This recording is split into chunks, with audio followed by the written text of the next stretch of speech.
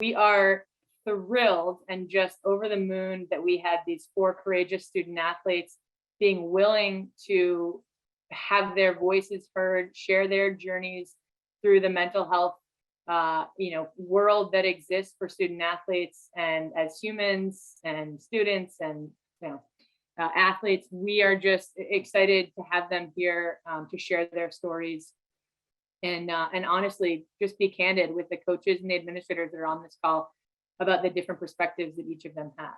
So to begin, what we're going to do is actually have each of our 4 panelists tell you all a little bit about themselves. So in about 1 to 2 sort of minutes, we're gonna have Lindsay, Kelly, Tony, and Michaela just share a little bit about their own mental health journey and sort of some of the important undertones on why they're willing to speak about mental health.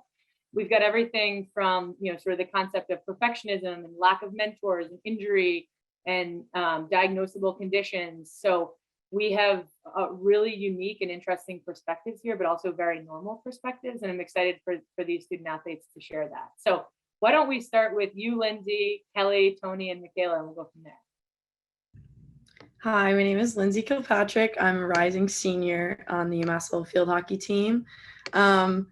I guess how I start is I went to a really competitive high school. Everyone excelled in everything. You were supposed to be doing everything from arts to academics to sports.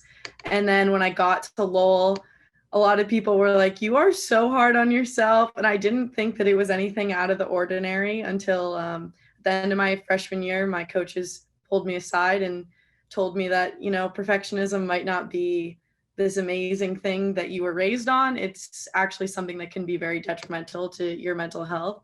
And that kind of started my journey into realizing what I go through. And after 3 years of trying to go see somebody, knowing that something was wrong, I finally did it in my junior year and started talking to a therapist. And now I'm going through the whole medication journey, and I have anxiety and depression, and it's been an interesting time trying to figure everything out and grapple it. And it's honestly been really scary. And I want to be a mental health advocate because I wish someone was more vocal when I was in my earlier years and I could look to somebody and say, this is someone I need to talk to. They can do it. I can do it. So that's kind of how I got into being an advocate. Thanks, Lindsay. I appreciate you sharing that. Kelly? Hi, my name is Kelly Quinn. I'm from Stony Brook, New York. And I guess with my mental health journey, it probably started more around the time of when COVID kicked in, and I suffered an ACL tear actually right before it all happened and went into surgery the same day the NCAA canceled everything. So it came out of a 3-hour surgery and then all of a sudden, no more sports. It was like, whoa, what? So I think from my injury and the whole stress of COVID, it's being that if you get it, then your teammates will have to sit out or along those lines. And that was very nerve-wracking for me, being that I was injured for most of the season. So I would feel terrible if I had gotten COVID and then had passed them along to my teammates. So that really started some high functioning anxiety for me. And as far as the injury goes, that's also been a very challenging journey that I've been currently on, trying to get myself back into playing, and been going through the process of exposure therapy at one point with my therapist, and talking about ways to get myself back into the game without being scared of tearing my ACL, and just the challenges that it's brought along with trying to play while being in the whole COVID situation. Thanks, Kelly. Yeah, that was a tough day for everybody, but a really tough day for you. Tony? Hello. So for me, my sophomore year, I started having mental health problems, but I didn't exactly know what was going on or exactly how I was feeling. So I didn't really talk to anyone. Being Black, for me, I look up to Black people like mentors and things like that. Going to a predominantly white institution, I didn't really have many people to talk to or look up to. So that's kind of why I'm here right now talking, is for those kids that don't really have anyone to look up to, so that they see someone being vulnerable, expressing how they feel, understanding the importance of mental health.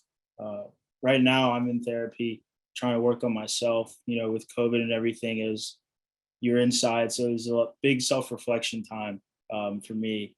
Kind of trying to figure out, where my weaknesses are at and how I can get better, not just physically, but mentally. So being in therapy now, like, I'm learning a lot. I'm happier. I'm just trying to be an advocate, let others know it's a good thing, not a bad thing. Yeah. Thanks, Tony. Michaela? Hi, everyone. Really excited to be here with such a great panel of speakers. So my name is Michaela Dungan. I'm a rising senior at NJIT on the women's volleyball team. So since I was 10, I was diagnosed with a severe OCD disorder and severe anxiety. So I've gone to therapy since I was about 11, 10 and a half, and was actually medicated at the age of 12, and I'm 21 now. So I've been around the block for that kind of stuff.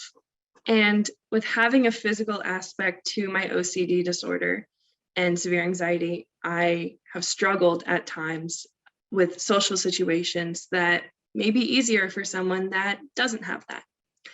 And I grew up in a very wonderful family, very supportive, wonderful. As Lindsay said, excelled at the arts. I almost pursued opera performance as a career instead of biology and volleyball. Academics was stressed in my household. There's just this whole expectation that I put on myself of being this all-American perfect girl, right? So having this severe anxiety disorder and OCD, I have this alternative perception of myself and how the world needs to see me.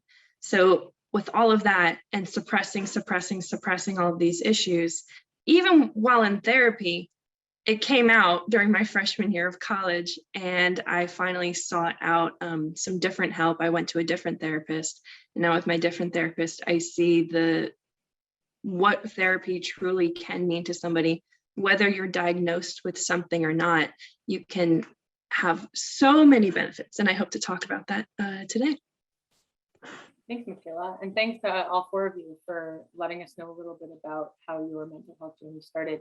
I want to dig in a little bit. One thing that each of you mentioned was sort of a moment in time, a piece of through the journey that either triggered your understanding or recognition that there was something that you could use help for, or that you were really struggling with. Maybe we could go around and just talk a little bit about sort of what that moment was like when you realized that. Sometimes that's a frightening moment, right? You could be in the middle of a situation with a team, or by yourself, and how you comprehended that moment, and then were able to take that first step and ask for help. I know you're not shy, so whoever wants to go first. So for me, I know I was like sitting in my room, and I was just like, wow, like I need to work on this. And like the first person I went to was my sister. And because I know she has, she's like had her issues, so I talked to her about it, and I was like, being an athlete, like I don't want to look a certain way, and she was telling me, like, Tony, that's probably the toughest thing you could do, admit you have a problem and work on it.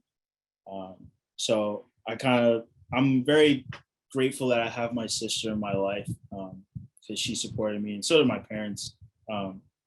But it was kind of like a light bulb moment where I was like, okay, I need to get on this, because it's only going to help me later, and why not use it as a tool to help others as well. So that's kind of how it was for me.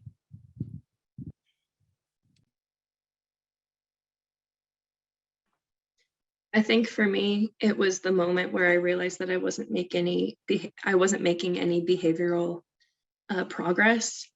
Part of some of my issues was that I wanted to be the person that I know that I can be, bubbly, bright. If you know me, just like the really like high energy, kind of golden retriever energy all the time. But because I wasn't seeking proper help and because I wasn't having like adequate therapy that suited me and my needs best, when I would get home, I would have attitude issues and be ungrateful and just have like, I felt like a different person. And there was a stretch in high school of about like 6 or 7 months, my junior and to senior year of high school, where I realized like, I don't need to have this high of high and low of lows when I come home and I'm with my family, the people who support me the most, and be a total demon to them. Like that's not, it should ebb and flow. And sometimes, I need to take some time for myself, but to have a stretch in a period of 6 to 7 months where I'm irritable and depressed and angry, that was a sign to me that maybe something isn't working and maybe I need to pivot and, seek other help. I think there were a couple points where I was like, okay, I need to help myself right now. So during about 4 weeks out from surgery, we were on a call with a mindset trainer. And I remember being on the call and just utterly distraught because I'm a very competitive person, as one athlete is. And this mindset trainer is saying that we need to be using this time that we're all in quarantine to be getting better. And I guess it was a really hard pill for me to swallow because like I couldn't walk, so I couldn't do anything to get myself better. And that was very hard on me because my identity was always wrapped. My identity is still wrapped in how hard that I will work on the field and doing extra work, like extra wall ball, extra shooting, and I couldn't do any of that. So I was sitting there just very upset by what he was saying. Like, of course, he was just needing to motivate my teammates, but for me, it's like I just got out of surgery. This is all just so like coming at me fast, and it was hard to be able to speak to any counselors at the time because I really wasn't sure about what was happening with our counseling center, what was going on with during COVID. So that was a hard time. And then this past winter, I remember getting very flustered about if I was in contact with someone that had COVID. And I, at one point, literally called the counseling center to have a grounding session moment with me because I was too like anxious and having like a pretty big panic attack. So I think since then I really said like I need to just buckle down and talk to the therapist that I had been speaking to. But that was also when we were in the winter, so we weren't there for school. But when I came back in spring, I really started talking with her and making more connections that way. So for me, I guess it was kind of not necessarily like a big moment. It was more that I just kind of hit my breaking point. Like all of sophomore year, like not gonna lie, I was crying myself to sleep every night. I was so depressed, but I didn't know what that was. Like my brother has suffered from severe depression for so long. And I always was like, that's not me because I still function every day. I still do all this stuff. I'm still a Division I athlete, getting a 4.0. Like that's not me. And I didn't really know what it was. And then right before COVID, I actually went to the counseling center. Like I could never call in an appointment. And I walked in and they were like, we have nothing left. And I was like, okay, I tried. That's it. Like the universe didn't want it to happen. I'm okay. And then we got sent home for COVID and everything. And I think that was the time where there was no field hockey. There was no seeing everybody. And I actually was stuck with my thoughts and I had no distraction. And I just kind of hit a mental block and I was having panic attacks every single day. And my dad was like, do you think something's wrong? And that was when I finally decided that I was going to see somebody. But even that conversation with my mom, I kind of hit it. I basically said, oh, I think I want to work on my perfectionism. I want to work on my performance. I still didn't even tell her what was really going on, but it was kind of getting to the point where there was no distraction and I didn't have a choice but to do something about it. Thanks everyone for sharing that. Some of the core components of what each of you mentioned was just the ability to access support, but some of the obstacles, right, that exist in getting that support. I think COVID has been an obstacle that's been really challenging, whether that's the distance, the isolation. Some of you mentioned coaches, other mentioned family, but given that our audience here is heavily coaches and athletic trainers and administrators, can you guys talk a bit about how coaches can either impact or influence student athlete mental health negatively, positively, or create a sense of indifference and apathy. Even the example that you gave, Kelly, which is a great one, is like, what an awesome opportunity to have a motivational speaker and have a coach that has that mindset that wants to bring in and help your team. But every one of the team members is dealing with something unique and different. And not a coach can't have the purview just to know that that's going to affect you in a different way than it's going to affect me as your teammate. So what are the ways that you guys have seen throughout your lives or even through your peers, the way that coaches have that impact and influence?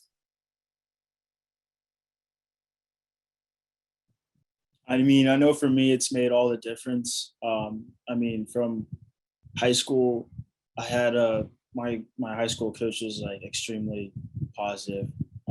I'm in his office now actually because I was coaching for him. But every time he saw me, he said something positive. He tried to make me smile. He asked me, "Am I okay? How am I doing?" He started having weekly meetings with me, not to get dirt on anyone. It was just like, "Tell me how you're doing. Bring your lunch in. Let's talk." That sort of thing.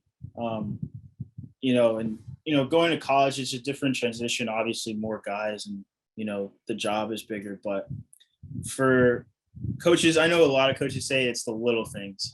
Like, do you ask me how I'm doing? Like, do you ask about my parents? Do we only talk about the sport, or do you have an interest on like my degree, my internships, what I'm doing for work? Are you keeping up to date with that? Because I'm less likely to go to you if, only thing we talk about is formations and sets and, whatnot. But, if you ask like something simple, like what'd you have for dinner? Like, oh, wow, he's taking the time to ask me something about that. Like, okay, maybe I feel more comfortable to, open up and let them know how I'm really feeling. Because one of those times when they ask how I'm feeling, I might not be so well and I might need someone to talk to. And to know that a coach is there is really important. So just like reaching out, more than you have to, it means a lot. And we'll probably 9 times out of 10 get a good response from that. I love that Tony said it's the little things, because as much as I would love to shut off every single part of myself, that it includes self-doubt or, like overthinking on the volleyball court, you get all of me on the volleyball court. It's not like you just get athlete Michaela, you get Michaela who will pick up my libero and scream and cheer her on. And then you also will get Michaela that, if I miss a block or something like that, in the back of my head, and I'm working on this, it's like, oh, wow, next girl up. Like, it's me, it's my time to go. I'm going on that bench. I'm looking over there. I'm like over my shoulder. I'm like, coach, I got it next time. I promise. You get all of me on the court.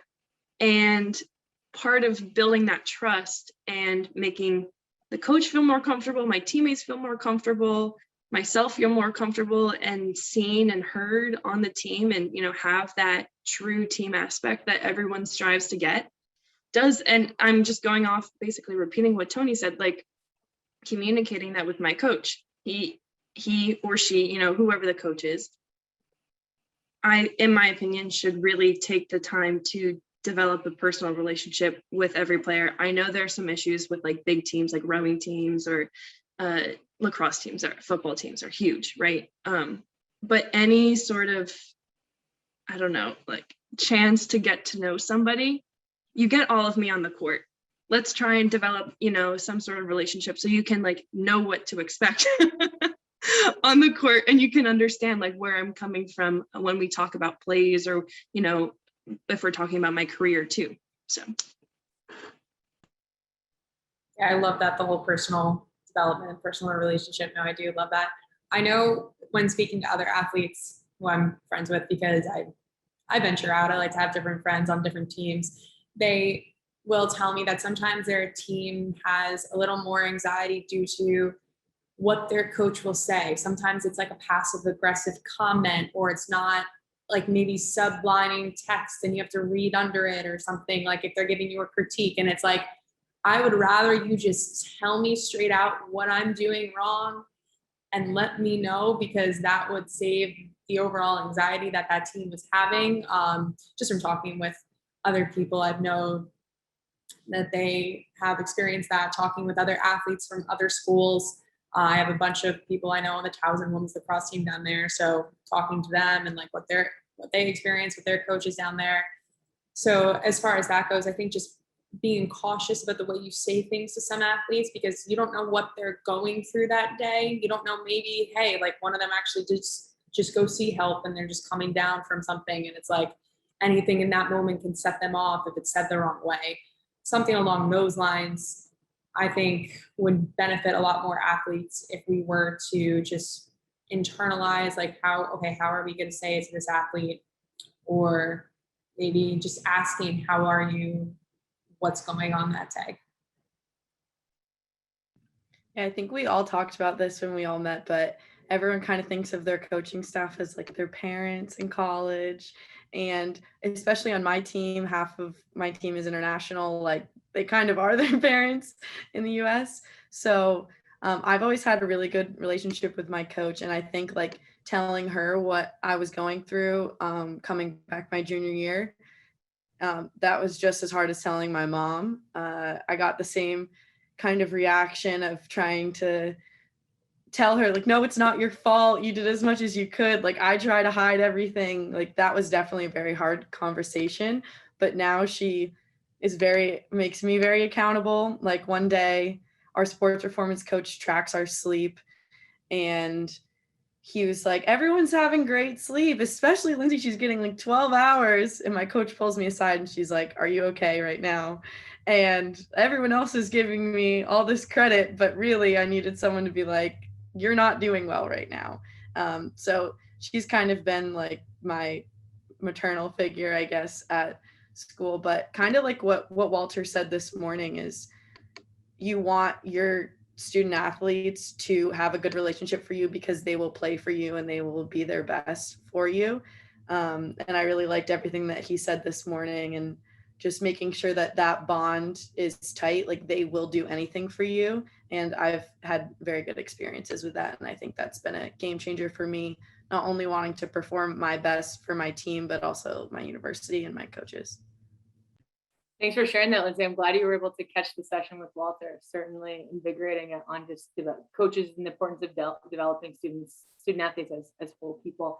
Lindsay, I want to go back to you quickly on something that you said, which I think is really profound. And I think for student athletes, it can be really scary to approach a coach, whether at that point you recognize that you need help or are seeking help. I remember when I was a student athlete, my parents went through a divorce and I had to be forced to go to counseling, and I was terrified to tell my coach. I thought she was going to bench me.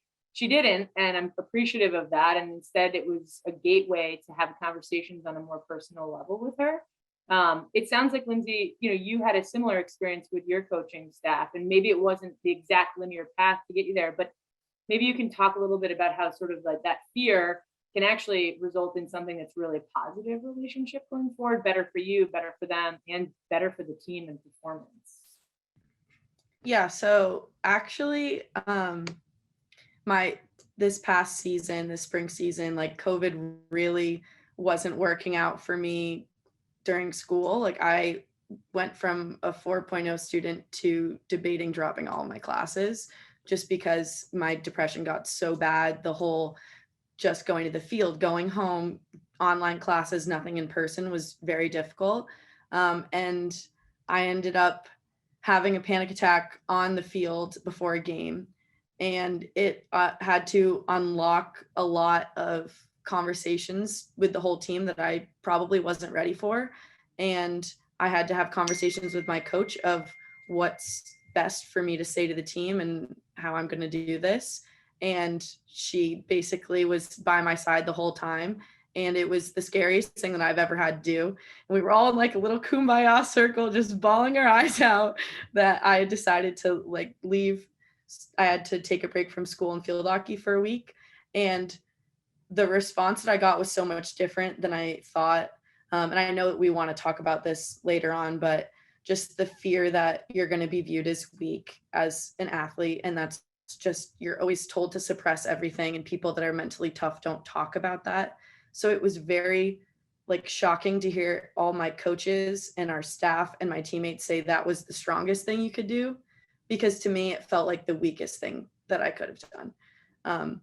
So I've had great support from them, and it's terrifying. Like, I'm not going to lie, it's so scary. So I think coaches just knowing that it's so hard for their athletes to come to them, and if they are, like, giving them the time of day and like really hearing them out, because they are just as scared to tell you, and they're scared that you're gonna think they're not capable of playing, that it's hindering their performance in games, or like they can't handle pressure, but they can. They just like, it's just a good gateway to have a really open conversation and just figure out what they need to be motivated, and figure out how to get them to excel at their best.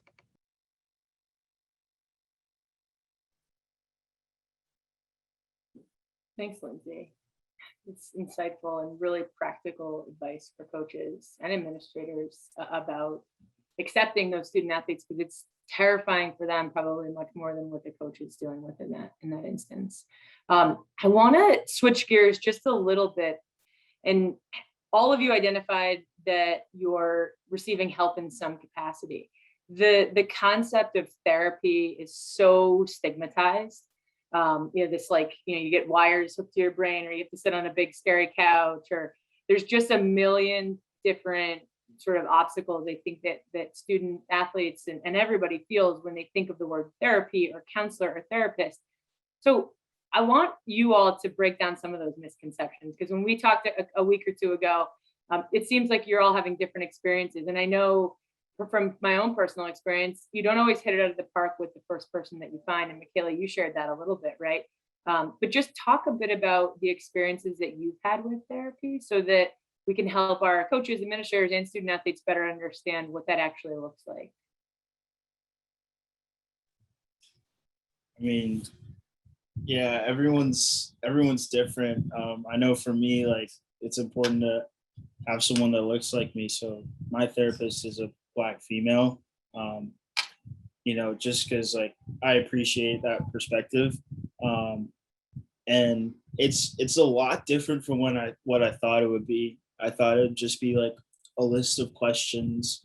She'd run through a checklist. It was quite the opposite. Like, I do push-ups during my sessions. If I say I don't know, I have to do 10 push-ups. She's like, drop down, do 10 push-ups. If I shrug my shoulders, I have to do 5 push-ups.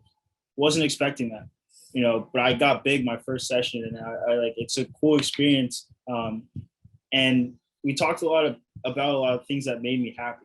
I thought I was going to be sad, crying about, some traumatic experience, but, we brought up a lot of the happy things that I do, and tried to make them into tools for when I do get sad. And I saw a lot of things that I didn't really understand before, that made a lot of sense. I'm sorry if you guys hear that, but it was completely opposite from what I thought it would be. That's honestly something I look forward to now. And I'm really happy that I'm in therapy right now.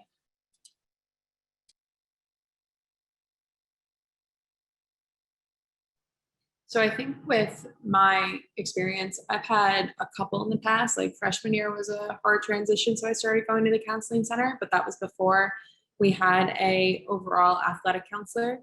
The athletic counselor I had gone to for a little while, and he was great until I started going to my other therapist with UHS, and she was a past player on our team who also had torn her ACL a couple times actually, and so getting her perspective as a player that's also gone through a detrimental injury, and her like perspective on all of it really also helped. And then her also being a player from our team, because she was a redshirt senior when I was a freshman, was also very like almost like refreshing. Like, you get it, like you get what I'm talking about, like you get any frustrations that I might have with whatever's going on, like me not being able to play or not feeling like I'm the same player again.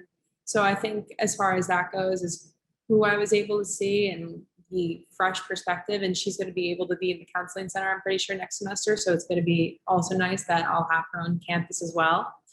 That it was very different, and a good different. Like I really enjoyed talking to her about things because it almost felt like I could get everything out. And we would do exposure therapy, and I'd actually have to sit there and try to come down from anxiety attacks of doing a ACL tear test on me or a medial meniscus tear test. And there was a couple times during practices we had to redo one, and I had to try to come down on it for my own, and she wasn't there, and she'd be proud of me when I could do it on my own. Did I want to be in the situations? No, but I did see progress through with it. I think one of the biggest misconceptions, which Michaela and I kind of talked about when we were chatting before, but like it's scary at first, but now I'm literally just talking about boys and drama and everything because she knows everything about my life.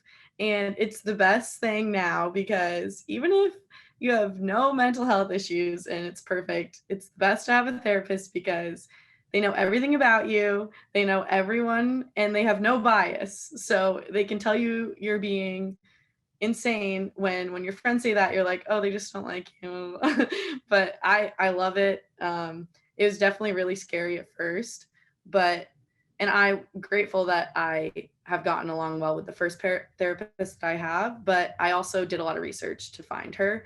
And there are so many therapists out there, and I think everyone should be in therapy. It's the best. Yes, so definitely, Lindsay. Actually, I can attest to that. So I went through a kind of mini breakup in the past 2 weeks, and that set off a lot of triggers for me, for my OCD and also for my anxiety. So as like simple and like, frilly as it sounds, like, oh, I got broken up with and I'm just talking to boys with my therapist or whatnot. However, maybe somehow some other women or men or whoever, when they get broken up with, they can handle it a certain way.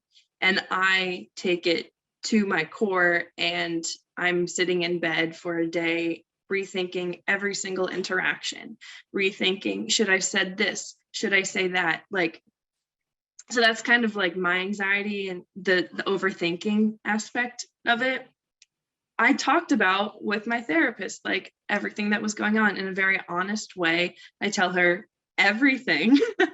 And we talk about, how to respond to certain situations, how to, go about future relationships. And it's something that is so applicable to everyone, no matter if you have an anxiety disorder, if you have a panic disorder, if you're schizophrenic, like whatever you have.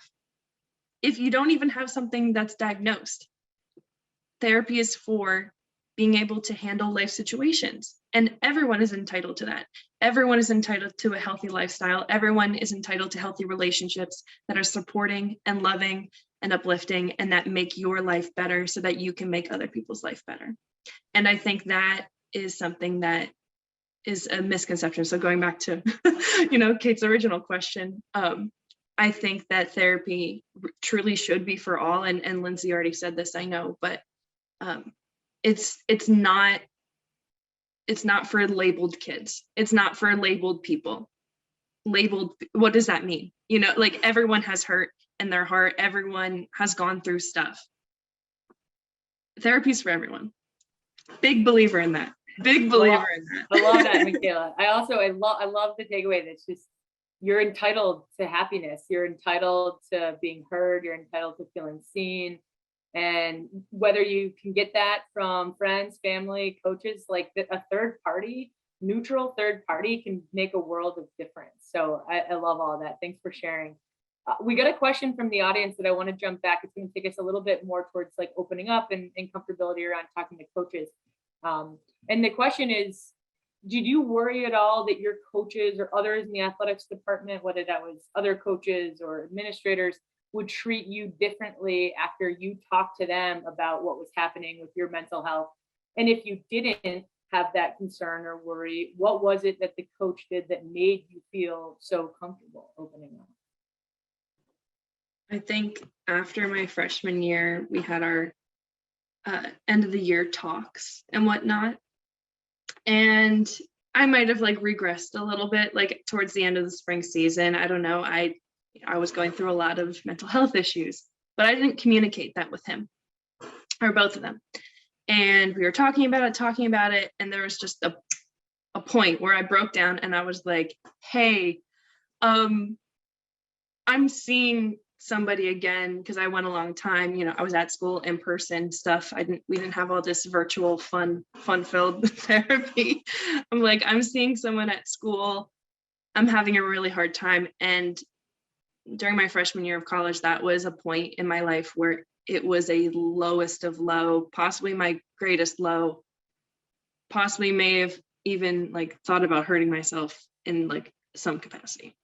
So I didn't, you know, explain that to him. All I said was, hey, I'm seeing someone, I'm like not great right now. And I just need to tell you this, as like, I care for you, you care for me, like being on the same page, right? Like you're like my dad here. He brings me soup every single time that I'm sick. So like having that, expressing that to him and him saying, great, I'm so glad that you're getting help. Like a wave of relief went over my entire body and just like let out all the shakes, all the sighs, and just felt validated and felt like, yes, I'm doing the right thing. I'm not okay, but I will be. And having people that you respect and, you know, people that are so close to you saying like, it's okay. I don't need to know, but as long as I know that you're seeking help, that really made me feel like I was on the right path to like getting healthy again. Thanks, Michaela. Tony, go ahead. Yeah, I know, you know, coaches are different, you know, all coaches are different in how they handle things. You know, my coach, he does everything differently. So like his way of asking how you are might be different. And I've kind of learned that now, like freshman year, like I didn't know what to think of it. Now spending time with him, like, okay, I understand this is just how he works. And like as an athlete, like sometimes you do have to like conform a little bit. And, you know, like I didn't think I don't want to say cared. I just didn't think he was aware of like how much I care about, you know, mental health and all that.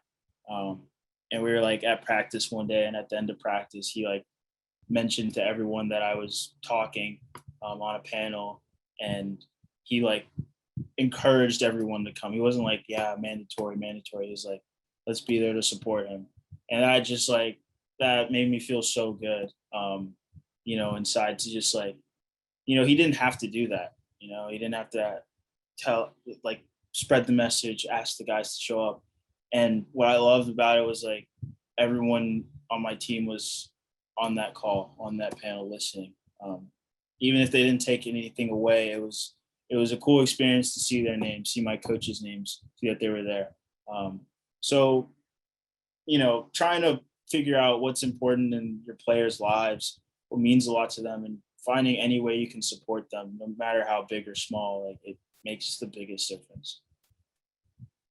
What a minor thing. Probably took him 15 seconds to announce it at practice, but what a substantial and significant impact that has on your life and your relationship with him. So I know Coach Moran, he's a great guy. I'm happy to hear it. I love how candid you've been about your relationship and the journey that you two have been on. That's awesome, Tony. So thanks for sharing that. All right. One of the things, and Lindsay alluded to it, which is right on, is I want to talk about the concept of weakness. And there is such a you know, a sort of a cloud over an athlete's head that you have to be mentally tough, and that sharing how you feel about the, you know, behavioral health, mental health part of performance is going to make you look weak if you just don't block it all out. I know some of you have expressed that was something that was, you know, a part of your concern, right? Like so much of your mental health journey is either tied to your identity as an athlete, or for you, Kelly, like overcoming an injury, how difficult that those obstacles can be to fear being weak. How did you guys overcome them? How have you seen your teammates overcome them? What have been the things that have helped you move through that stigma? I think I still currently work with some athletes on my team that will have like high anxiety, or we see it, and I will try to encourage them as much as I can. Like, hey, go see the counselor, go to the counseling center. Like I do try, but that's all really I can do is try and be someone there that will fully on listen, take in what they're saying, and try to give the best advice that I would want someone to give to me, or say like, hey, I'm not an expert in this. I know I've dealt with something similar. Let's go see one of the counselors. And sometimes I'll get excuses like, I don't have time, or I just don't want to. And yeah, I understand if it seems like you're being made to go, I understand why you don't want to. But at the same time, like, it's up to that person when they're ready to choose. And as far as mentally tough goes, I know I'm a person that, even as like, I've never really considered mentally tough as far as mental health goes. When I've considered mentally tough, I've always thought of it as making my mind stronger. And even as a kid, I would ask my mom, like, can I go see a sports psychologist? Can I go see a sports psychologist? And I've never really thought of seeing the therapist as a different stigma around it. I'm being completely honest. I've always just thought it was normal in my head that like you go and see someone that you talk to, probably because as a kid, I would go see maybe the school counselor. So for me, I've always been more of, if I can go see a sports psychologist or a sports therapist, that's making me mentally tougher. Something that we kind of had as a theme like this past season was starting to get to know each other more and how we're motivated, and realize that we're all our own biggest enemy. Like no one can say something worse than what is happening in the back of your head. So I've kind of gotten a different look on being mentally tough, kind of like Kelly was saying, but like me freshman year coming off the field every single time being like, I did nothing, I wasn't productive, I didn't help my team out. That is mentally weak compared to me now being able to like shake off a missed trap or something like that. And like, we all know that we are going to be so hard on ourselves. We were raised to be that way. We were all elite athletes. Like, we grew up saying like, you need to be hard on yourself. You need to expect more out of yourself. And I think it's definitely scary saying like, oh, I'm going to therapy, I have anxiety. It doesn't mean that I can't deal with pressure in a game. And I think that is hard, thinking that, oh, maybe my teammates don't want me in overtime. Maybe they think I'm going to freak out. Like, that's not what's going to happen. And I think that's a really hard concept. But overall, I think that we need to change the stigma as being mentally tough, as being able to recognize your own thoughts and rework how your self-talk is when you're struggling in a game. Yeah, for sure. Oh, sorry. No, Michaela, go for it. To go off what Lindsay was saying, I think a major component to therapy as of late, and what I've tried to implement on my team, is practicing grace with yourself, grace with other people. I think during this pandemic, we've all had to take a long seat and be with ourselves and be with our thoughts, and Lindsay had that experience. And I'm so happy that Lindsay got help. And, she had this time, maybe it wasn't pretty, but who's perfect, right? But we had to take a long time to just sit with ourselves and realize, I didn't have a great day today, and that's okay. And you know what? Maybe my teammate, she's going to have a bad attitude, but maybe there's something going else going on. And I'm going to give her grace, and I'm going to choose to, practice what I'm preaching, and give her grace and talk to her like how I want my coaches to talk to me. And it's also a responsibility on the student athletes to protect each other and to act like family, because that's what we're supposed to be, right? So checking in with that teammate, saying, hey, how you doing? Not even mentioning how practice was, because sometimes that has nothing to do with it.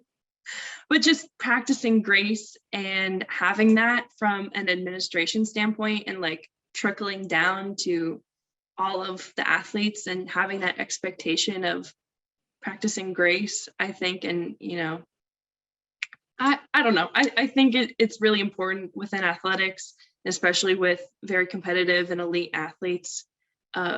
Just knowing that some days are not going to be your best, and that's okay, because your best day may come tomorrow. And knowing that everybody else has that mindset as well is really comforting, especially when you have anxiety or you deal with other things like that. Yeah, thanks for sharing that, Michaela. I want to talk about something, Michaela, that you triggered a little bit, which is like the concept of how we support each other. I am delighted to know that we have 3 seniors and a junior on this call, because you're leaders, whether you like it or not. You're leaders on your team, whether you wear the captain armband or something else. And so I'm just curious, when I was a student athlete, like, we didn't talk about therapy in the locker room. I didn't hear my AD or my SWA or my coach ever talk about mental health or getting help. It was, granted, it was a while ago, so it's different now. But I imagine that with leaders like you who are comfortable sharing your story, that locker room culture can change. It can start, whether that's organically from within or a tone set by your coaches. Have you guys seen that? And can you share a little bit about what you're trying to do actively to change that culture in your locker room? I guess, like, that's why I kind of wanted to talk to the team. Like, when I decided I was going to leave, my coach and I talked for probably an hour and a half of what I was going to do. And she said, "You don't have to tell them anything." And I said, "No, I'm going to tell them this is a panic attack. This is real. This happens. I have no control over how it happens. Nothing had to trigger it. It's just what I experienced. And it just happens to be that it never happened on the field before. Like, that used to be my safe space. But I wanted to be honest and not, because I would be a hypocrite if I pride myself as being a mental health advocate and just walk away and not tell them what happened. But even though it was the hardest thing that I was doing and I've ever had to do, I've had several teammates come to me since, and like, knowing that I actually am being the thing that I have set out goals to be. Like, I am the person that people can come to get help, to even just to talk about stuff. And maybe they're talking about other people in their lives that are going through stuff and they don't know how to talk to them properly. That's really been the biggest thing for me. And if I can be anything to the program, if this is what I am, like, that will mean everything to me.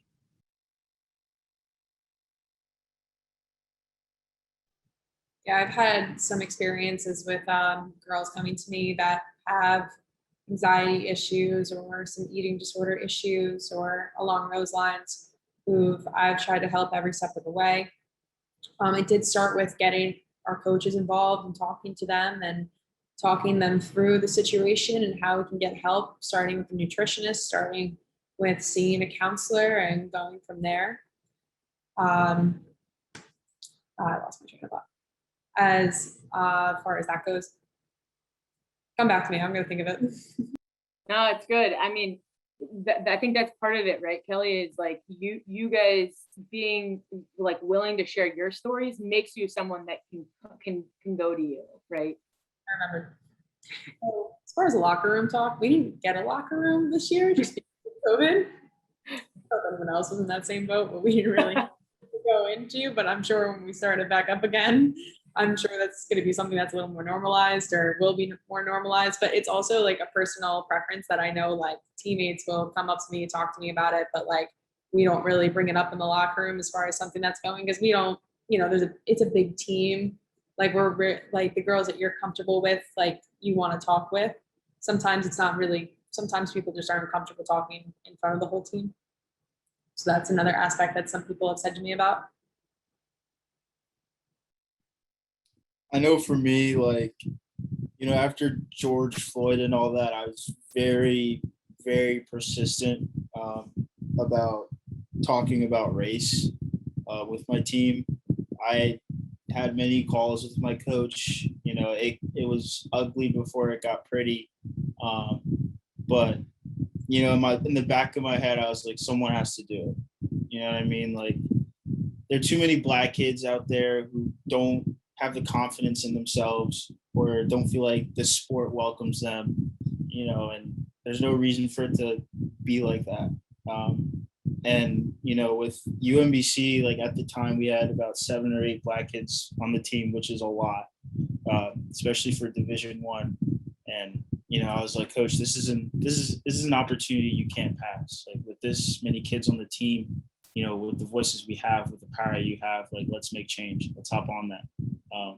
And it transitioned to like mental health as well, because I tried to talk to him about how everyone's different, people understand things differently.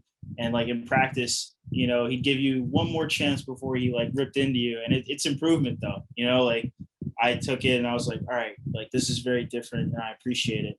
In the locker room, like had freshmen coming up to me, had freshmen checking in on older guys, all that, they weren't as shy, like they were outgoing. Other kids were checking on other kids, on the field. Like it was more of a brotherhood. It wasn't like attacking you for this or that. It was like, all right, let's bring you up. Let's figure out what's going on.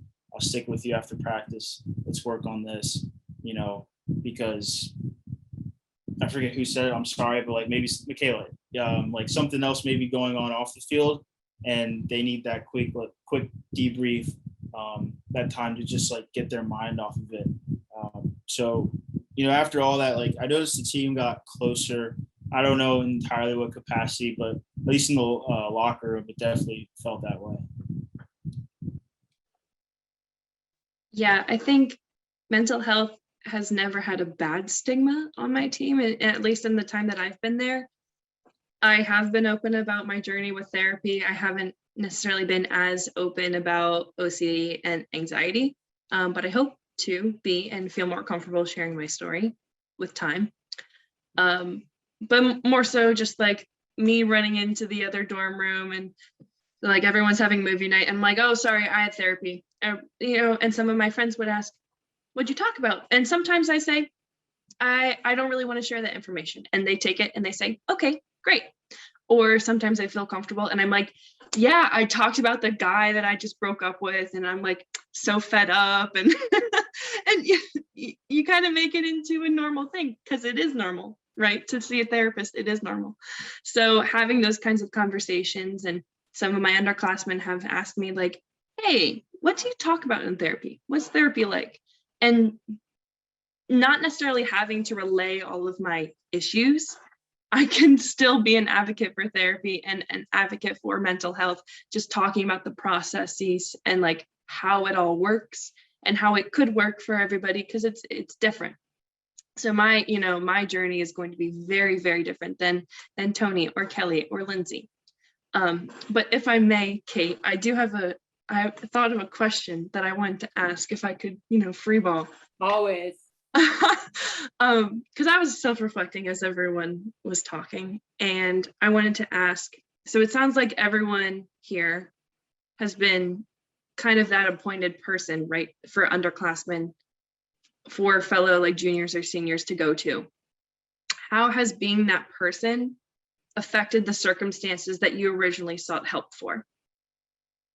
If that makes sense.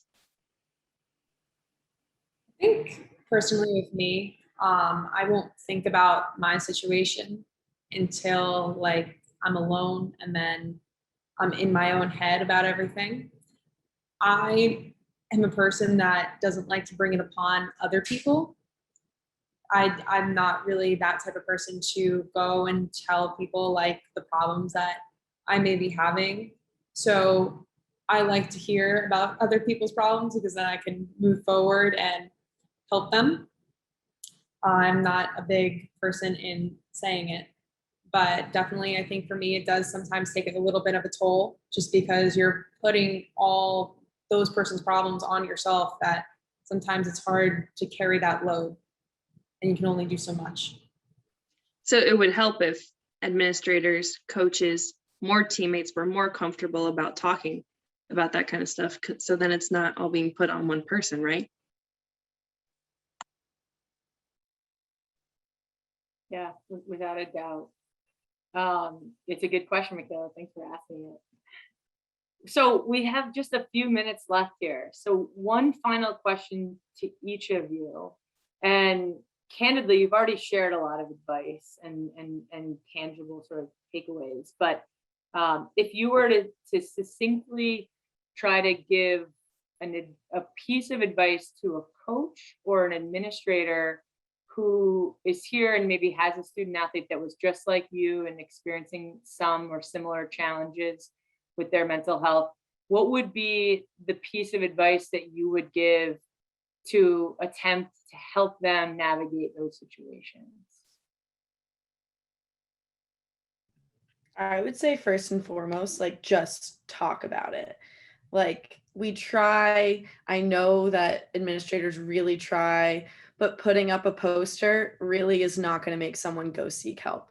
It needs to be part of the conversation, and it needs to be something that's not this other people are doing this. Like, you can do that. No, it is going to the healthcare room and getting your ankle figured out. It's the same thing. So my biggest thing is just talk about it and normalize it. And when you say it, make sure it's genuine and you're saying, I am here to help you get resources, and just really try to normalize the conversation about having a mental health issue.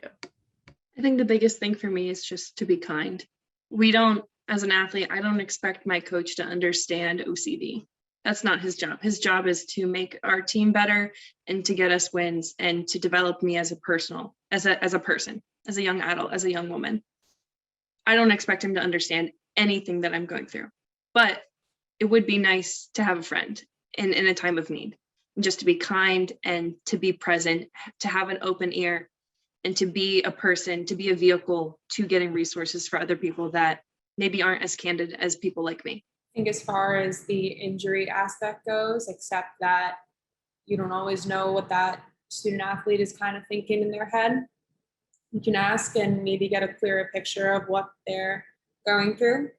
And just earlier from what I said, from listening to other athletes about some of the anxieties that they would have on their team, is just watch how you say something, or watch how it comes off to that student athlete, especially if they just came from maybe a session or as far as that goes. Coaches, like, be vulnerable. Nothing wrong with opening up to your players. Like, tell them some problem that you have. I know our coach pre-COVID, like, invited all the guys to his house, had a barbecue, saw his house, the first thing he said was, make yourself at home. Don't hesitate. If you need something, go in the fridge, whatever it may be, ask and I'll help out. I got to meet his family, see that side of him, and I used to think like my coaches were perfect human beings, like they just went in their office and worked. But if you guys like open up to your players, they're more likely to open up to you. Like, if I know you have problems like I do, you forget to take out the trash, something silly, like, all right, then I can tell him about maybe assignment I messed up on, and I won't get that. Well, what the heck? I'll get, okay, well, what can we do to make this better? So just developing relationships, being vulnerable, being honest, will go a long way. Thanks, Tony. Well, that puts a nice bow on what's been a really honest and direct, impactful, and candid session from the four of you. So thank you so much. I want to summarize what you each just said so that the audience here knows exactly what they can jot down on a Post-it note to try to be better for you all and in your communities and with student athletes across all 10 of our campuses. So talk about it and normalize it. Be kind and get to know those student athletes as the people that they are. Accept and understand that you're not always going to know what's happening with a student athlete or what's going on in their personal life or their academic life, and then understand and be okay with that. And then be vulnerable and try to develop relationships with your student athletes by asking them about themselves as people. So those are some incredible takeaways from the four of you. I cannot say enough about how amazing of leaders that you all are, Michaela, Tony, Kelly, Lindsay.